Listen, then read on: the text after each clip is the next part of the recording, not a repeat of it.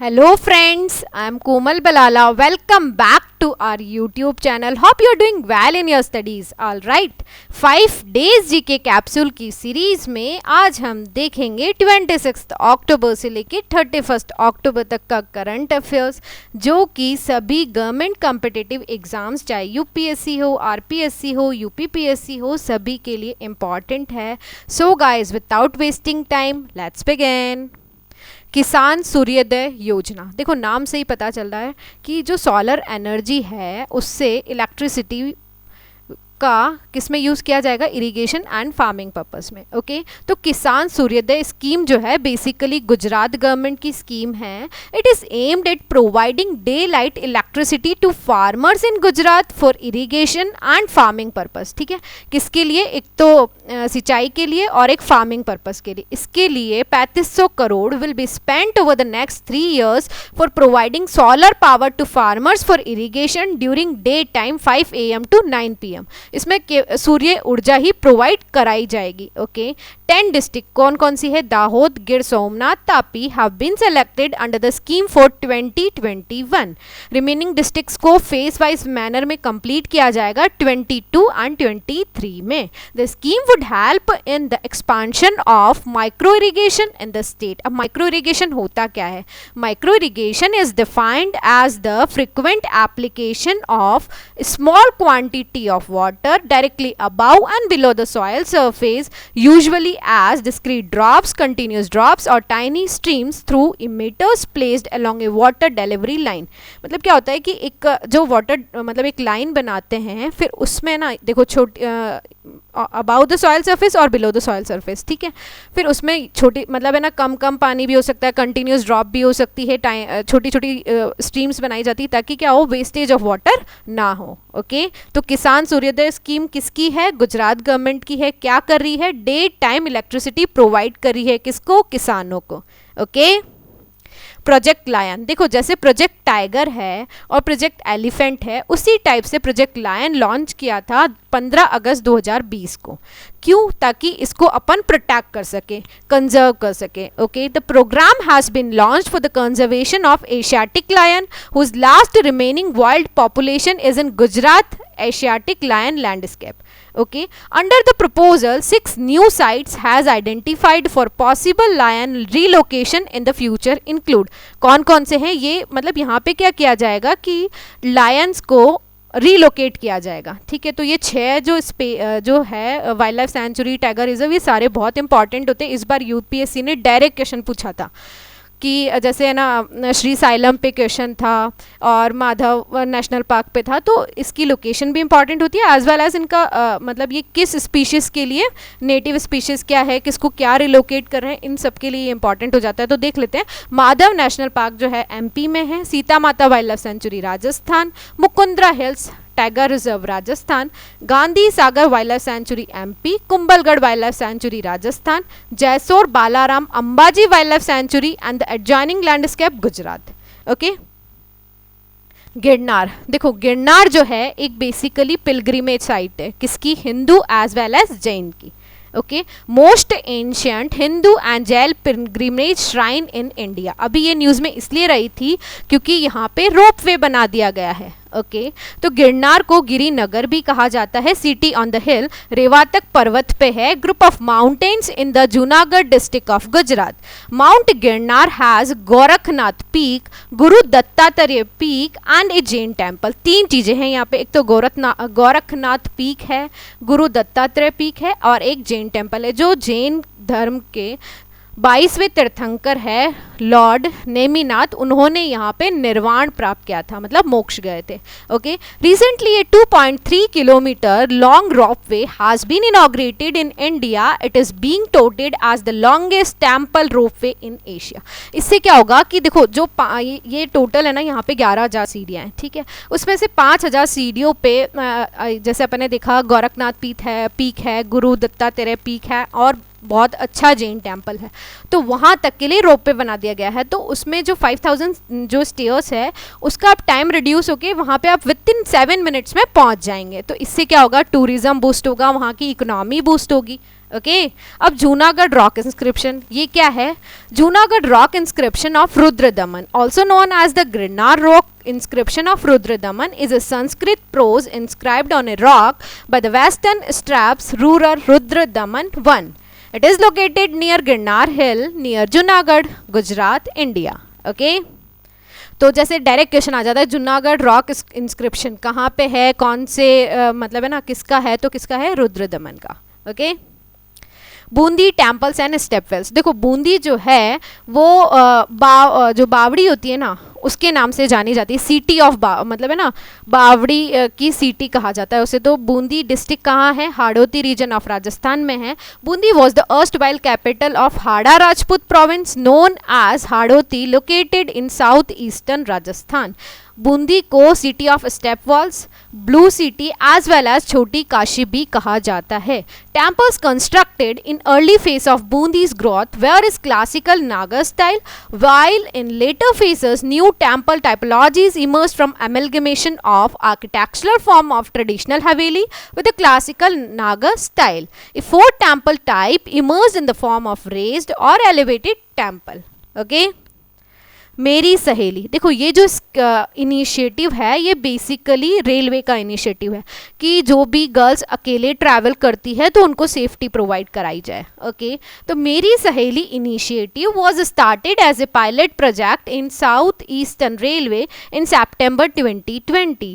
Recently it was extended to all zones after getting encouraging response from lady passengers. It is initiative for focused action on security of women across all zones with an objective to provide safety and security to lady passengers traveling by trains for their entire journey from starting destination to destination station.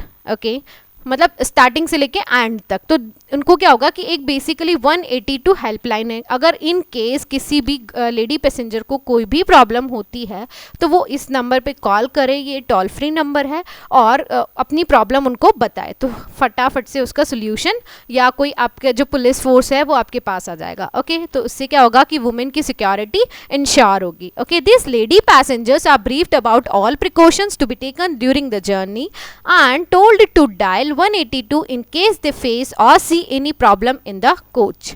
Okay. Ramsar sites, देखो अभी क्या हुआ है कि दो जो sites हैं उनको रामसर साइट्स का स्टेटस दिया गया है. कौन कौन सी? कबरतर वेटलैंड कहाँ पे? बिहार में, एंड असान कंजर्वेशन रिजर्व उत्तराखंड में have been designated as Ramsar sites making them wetlands of international importance. Earlier in 2020 India designated 10 more wetlands as Ramsar site taking the total, अब कितनी हो गई? 37, दो और ऐड हो गई तो अभी टोटल इंडिया में रामसर साइट से 39, highest in South Asia. Important है, डायरेक्ट क्वेश्चन आ सकता है कि total number of Ramsar sites in India कितनी है? 39. अब कबरतर वेटलैंड क्या है? Also known as Kanwar Jheel. It covers 2620 hectares of the Indo Gangetic plains in Begusarai district of Bihar. It acts as a vital flood buffer. Significant biodiversity यहाँ present है. It is an important stopover along the Central Asian Flyway. अब यहाँ 5 critically endangered species है. 3 तो vultures है. कौन कौन से? Red headed vultures, white rumped vulture and Indian vulture, और 2 वाटर बर्ड्स है, sociable lapwing and Baer's pochard. Okay Indira Rasoi Yojana किसकी है? राजस्थान गवर्नमेंट की. Over 50 lakh people have benefited from Indira Rasoi Yojana. Kitchen scheme है, जैसे पहले अन्नपूर्णा रसोई योजना थी उसी टाइप से उसका नाम बोल दो, मतलब चेंज करके, या बिल्कुल से न्यू है इंदिरा रसोई योजना. कब लॉन्च की थी? अगस्त 2020 में. तो क्या इसका ऑब्जेक्टिव है कि कंसेशनल रेट पे न्यूट्रिशियस फूड पुअर और नीडी पर्सन्स को ट्वाइस ए डे प्रोवाइड करवाना.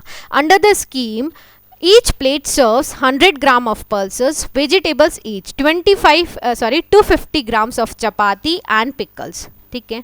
अब it aligns with the World Food Day 2020 theme to grow to nourish and sustain together. Implementation कौन करेगा? Local voluntary organisation have been dropped in for establishing the centres near the places. जिससे क्या होता है कि धर्मशाला होती है ना, उसी टाइप से इंदिरा रसोई योजना, तो वहाँ जाके आप खाना ले सकते हैं।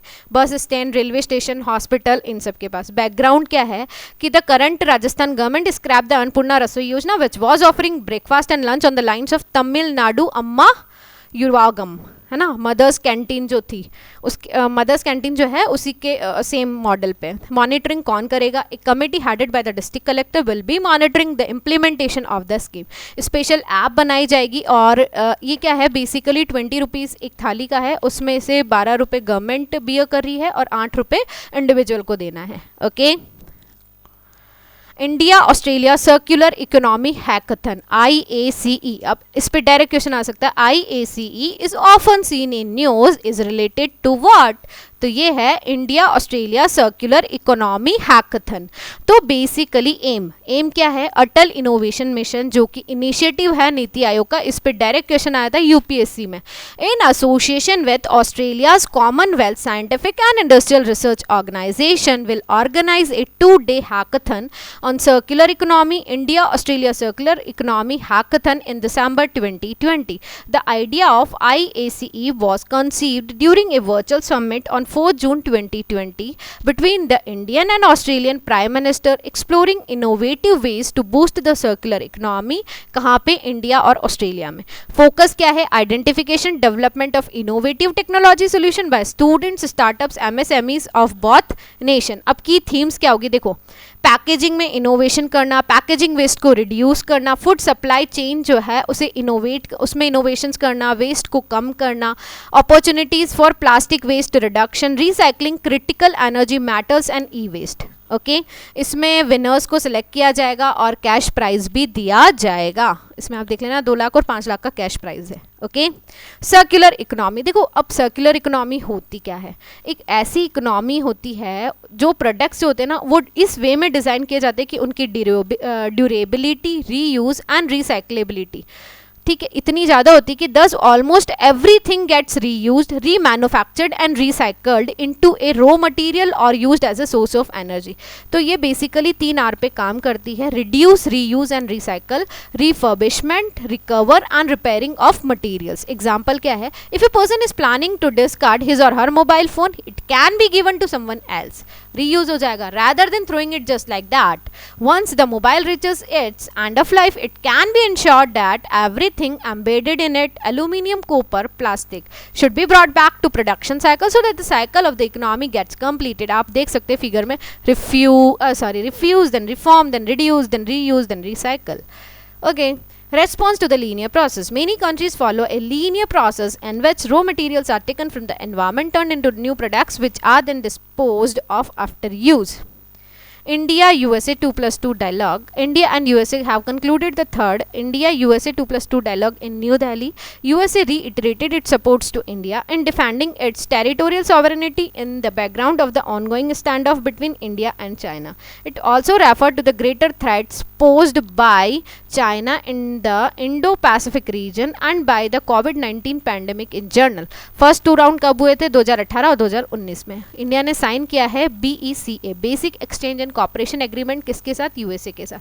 BECA will enable the exchange of geospatial data and information between the two countries and will improve the accuracy of India's missile in precision strikes. Okay, so the geospatial maps and charts to be shared will be acquired from multiple sources like satellites, UAVs, or aircraft, aerostats among others. Okay, EOS-01 देखो क्या है? एक earth observation satellite है। India ने अभी latest launch की है और साथ ही साथ 9 इंटरनेशनल कस्टमर सैटेलाइट्स भी लॉन्च किए। कहाँ से? सतीश धवन स्पेस सेंटर इन आंध्र प्रदेश, श्रीहरिकोटा से। PSLV C49 of the ISO will launch these 10 satellites. कब लॉन्च करेंगे? 7 नवंबर 2020 को। इट विल बी PSLV का 51st मिशन होगा।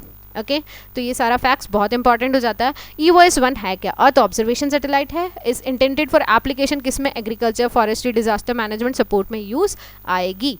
It is equipped with remote sensing technology. Earth observation is the gathering of information about Earth's physical, chemical and biological systems.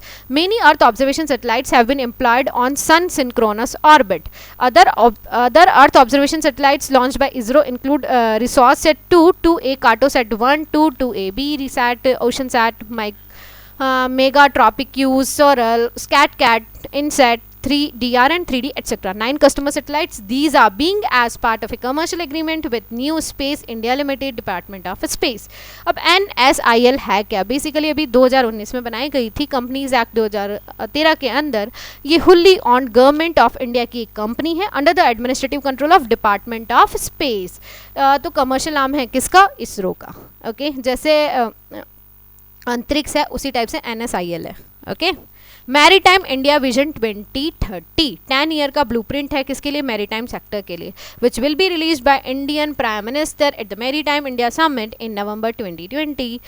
तो ये Sagarmala initiative को supersede करेगा। It aims to boost waterways, the ship building industry and encourage cruise tourism in India. It is a 25,000 crore fund which will provide low cost long tenure financing to the sector, with the center contributing 2500 crore over 7 years. Port Regulatory Authority, Pan India Port Authority will be set up under the new India Ports Acts for enabling oversight across major and non-major ports. Eastern Waterways Connectivity Transport Grid Project, ठीक है। Riverine Development Fund होगा, Rationalization of Port Charges and Promotion of Water Transport, okay. Asian dust, देखो इसे yellow dust भी कहा जाता है, yellow sand भी कहा जाता है, येलो विंड भी कहा जाता है और चाइना डस्ट स्टॉर्म्स भी कहा जाता है। ये बेसिकली एक्चुअली एक सैंड है from deserts in China and Mongolia that high speed surface winds carry into both North and South Korea during specific periods every year. Sand particles जो होते हैं वो क्या होते हैं? टॉक्सिक सब्सटेंसेस के साथ मिलके और एक इंडस्ट्रियल पॉल्यूटेंट्स के साथ मतलब मिलके वो ऊपर की तरफ जो होता है ना एकदम, जैसे नहीं बोलते अपन आग का वो हवा, मिट्टी का बबूला टाइप सा जो हो जाता है, बिल्कुल अंधेरा मिट्टी मिट्टी हो जाती है ऊपर, वही वाला है ना। तो thus it is known to cause a number of respiratory ailments, तो इससे सांस लेने में दिक्कत होती है एंड वो सब चीज़ें, ठीक है। इंडस्ट्रियल रिवोल्यूशन 4.0, ठीक है। अब देखो call Sachs web, founder and executive chairman of the Geneva based WEF, published a book in 2016 titled The Fourth Industrial Revolution and coined the term at the Davos meeting in the same year, ठीक है। किसने coin किया? Important हो जाता है। अब देखो industrial revolution 4.0 में क्या क्या टेक्नोलॉजीज आएगी? Artificial intelligence, autonomous vehicles and internet of things. किसके साथ मर्ज हो रहे हैं? ह्यूमन के फिजिकल लाइफ के साथ, ठीक है। Voice activated assistant, facial ID recognisation और digital health care sensors. Major invention of the first industrial revolution कब हुआ था? देखो उसमें क्या क्या चीज़ें थी, ये सारी चीज़ें इंपॉर्टेंट हो जाती है। तो स्टीम इंजन है first industrial revolution, then steam engine enabled new manufacturing processes leading to the creation of factories. Second industrial revolution में क्या हुआ था? लाइट बल्ब आ गए थे, टेलीफोन आ गए थे, कंबशन इंजन आ गया था। एंड थर्ड इंडस्ट्रियल रिवोल्यूशन में semiconductor, personal computer and internet. It is also referred to as the digital revolution. The fourth industrial revolution is different from the third for two reasons. The gap between the digital, physical and biological world is shrinking और technology बहुत तेज रफ्तार से बढ़ रही है, okay. तो इसमें artificial intelligence, autonomous vehicles, internet of things, ठीक है। So guys, if you like this video then just like, share and subscribe to the channel. Have a nice day. Bye bye.